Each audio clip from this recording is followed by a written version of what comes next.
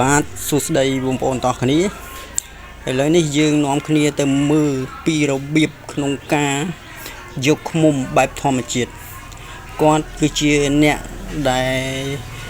ចិញ្ចឹមឃ្មុំនៅកសិដ្ឋានរាប់ពាន់ឆ្នាំហើយគាត់មានបទពិសោធន៍ក្នុងការយកឃ្មុំនេះដូចអញ្ចឹងទៅគឺខ្ញុំពឹងឲ្យគាត់មកយកឃ្មុំអានេះមិនមែនឃ្មុំទេគឺបរួតនៅក្នុងធុងបាសណាបងប្អូនអញ្ចឹងយើងទៅមើលគាត់ថាឃ្មុំមិនចាំបាច់ទៅផ្លុំភ្លើងផ្លុំបរិយរូផ្សែងអីនាំតែឆេះផ្ទះទេអញ្ចឹងគឺគាត់គ្រាន់តែពាក់សម្លៀកបំពាក់របស់គាត់បោះឲ្យ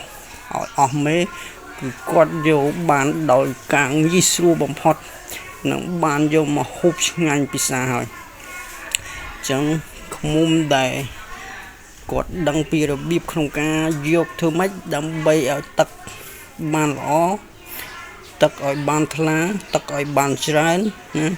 ឃ្មុំនឹងនៅល្អទាំងអស់ដោយមិនបែកមិនបាក់អីទេអញ្ចឹងឥឡូវបងប្អូនមើលពីរបៀបក្នុងការយកឃ្មុំរបស់គាត់នោះបងប្អូនគាត់ប្រហែលជាយ៉ាងម៉េចទេបានដកឃ្លាចេញមកឥឡូវ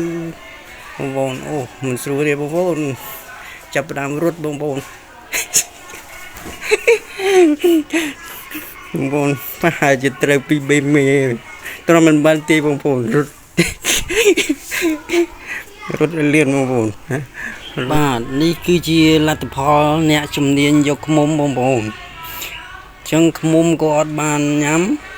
មាត់ក៏ហើមភ្នែកក៏ហើមបងប្អូនមើលទៅណាជំនាញប៉ុណ្ណឹងហើយថាឃ្មុំខ្ញុំខ្លាយមកទៀតឃ្មុំខ្ញុំគឺជាឃ្មុំសតពិតប្រកប 100%